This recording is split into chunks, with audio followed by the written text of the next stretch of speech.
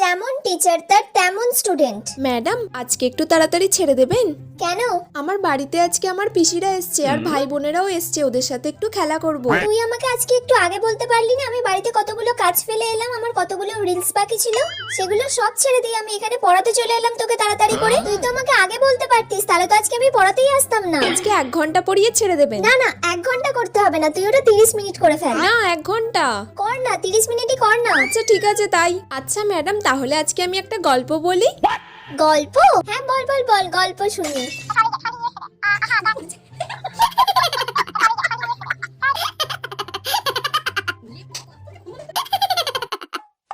ব্যাস, আজকে টাইম হয়ে গেছে, তাহলে আজকে আমি আসছি, কালকে আসবো, কালকে এসে আবার ভালো করে পড়াবো। কাল থেকে কিন্তু আর এরকম গল্প করলে একদম চলবে না, এবার থেকে ভালো করে পড়াশোনা করতে হবে। হ্যাঁ ম্যাম, এবার থেকে আমি সিরিয়াস ভাবে পড়বো। যদি তুই পড়তে না চাস তখন আমরা গল্পই করবো 2 ঘন্টা, ঠিক আছে? ঠিক আছে।